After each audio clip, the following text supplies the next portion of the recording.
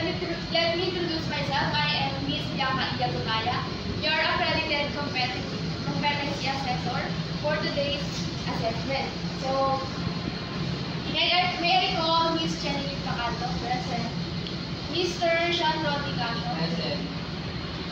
Do you have your admission slip? Thank you. So now before we begin, please pakipirmahan po natin yung attendance.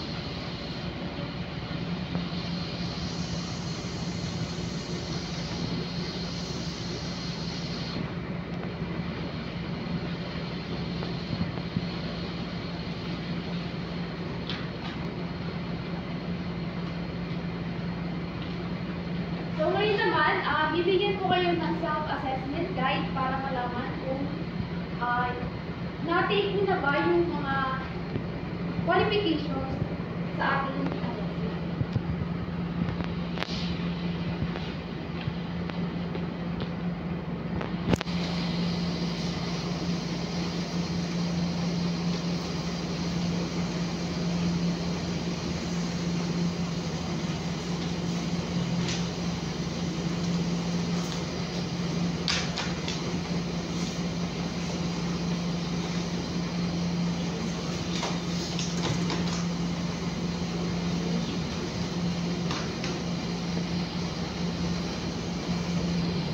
So for our overview, ang qualification natin ngayon ay electrical installation and maintenance NC2.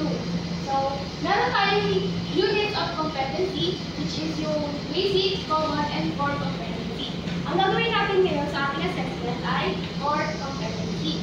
So ito yung list of competencies natin na maaari nyo maging reference or mabasa. So for evidence requirements, yung purpose ng qualification na to is para magkaroon kayo ng ma-meet nyo yung standard ng NC2 para magkaroon kayo ng national certificate. Ang methods naman na gagawin natin sa assessment na to ay observing, questioning, tsaka demonstration.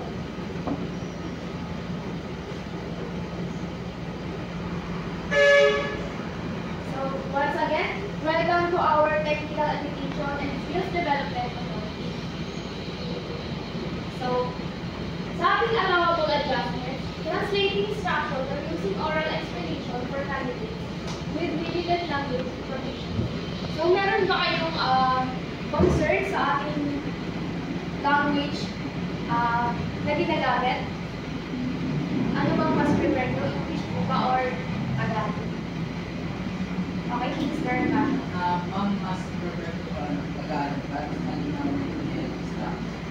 Okay, so consider natin yan. So, for safety is important sa ating pag-demonstration. Ito po yung, meron tayong limang safety reminders na kailangan nyo gawin habang nag-demonstration. So, meron din tayong do's at saka don'ts na dapat matandaan nyo para maging safe kayo sa inyong gagawing demonstration. So, before tayo mag-proceed, do you have any question or clarification about the qualification? So, what is competency assessment agreement? So, ito po yung ito yung magsisilbing form para sa agreement kung na-achieve pa natin yung ginawa natin orientation.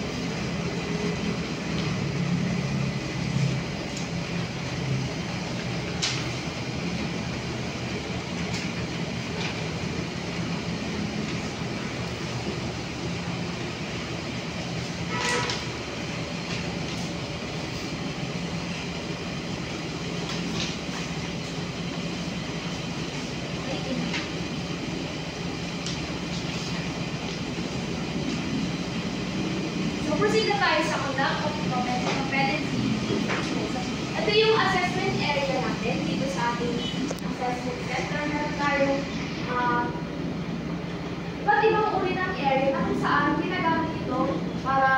organize yung ating assessment center. So, let's proceed sa ating practical work. Please follow me.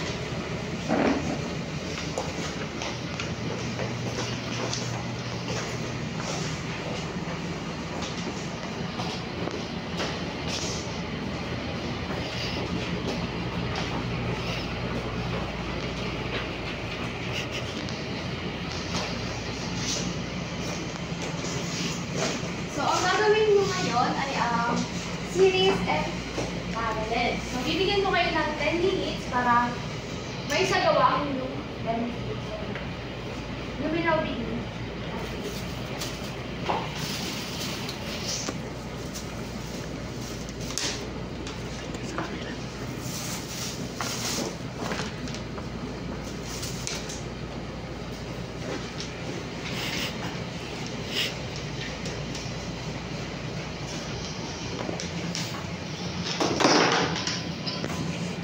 Be careful po.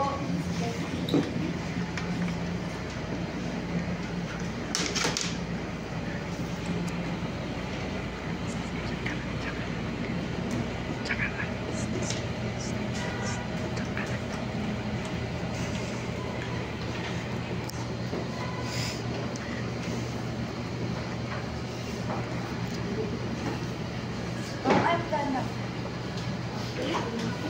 So, meron akong question sa'yo, Miss Kelly. So, bakit kaya sa tingin mo importante no, na sundin natin yung safety procedures kapag nag-install tayo ng system? Siguro po, kailangan natin masunod yung safety para iwasan sa aksidente. And also, kailangan maging organized sa lahat ng mga components na ginagamit ko. Ay, thank you.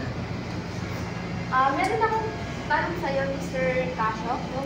Ano kaya ang sa tingin mo, bakit importante na sundin natin yung safety procedures kapag tayo ay nag-install ng system? When it comes to kasi ma'am, paggagawa ng mga series pattern, kuryente kasi yung nakaano dyan. So, kailangan safe tayo lahat para hindi tayo makaano sa asa. So now, let's back to the contextual learning.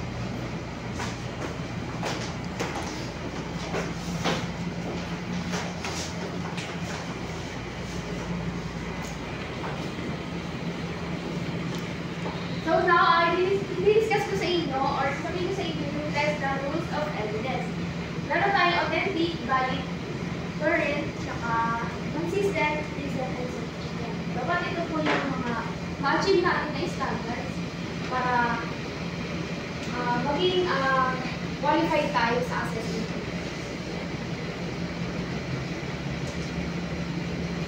So for feedback and results, may I call Miss Chenedy to proceed sa institutional assessment.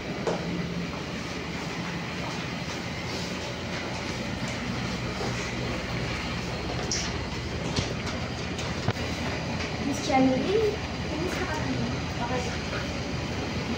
So, sa nakikita ko sa iyo, no?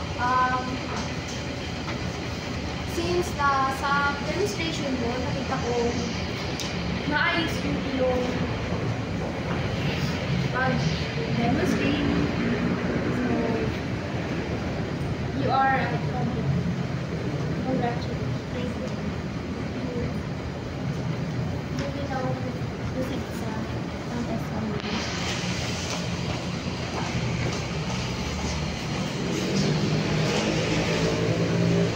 So now, Mr. Gasho, let's proceed to institutional assessment.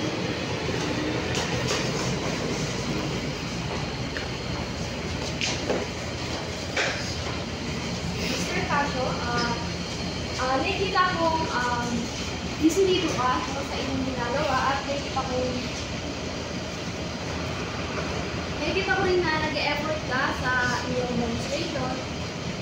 Pero may mga areas ka pa na kailangan pang improve para ma-meet mo yung standards ng qualification. So, thank you for your effort. You are not yet.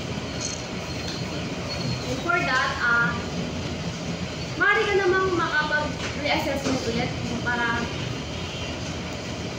ma-meet mo yung qualification.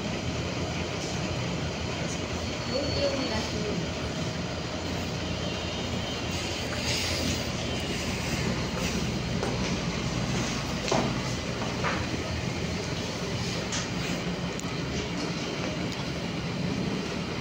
So ngayon, since tapos na yung ating feedback sa demonstration nyo, mag-proceed tayo sa ating manager para sa endorsement and closing ng ating assessment. So, please follow me para pumunta sa ating manager.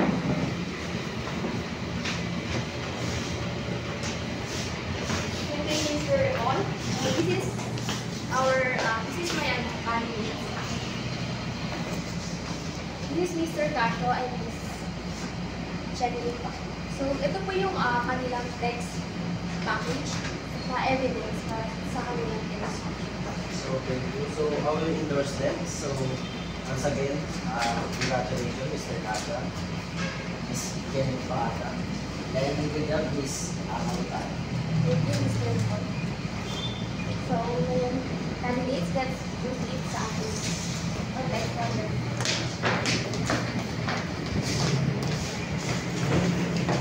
Maraming salamat sa inyong effort na binigay. And Mr. Gacho, no, huwag kang mawala ng pag-asa kasi maaari ka pang makapag-take ng assessment. So, congratulations everyone. Thank you.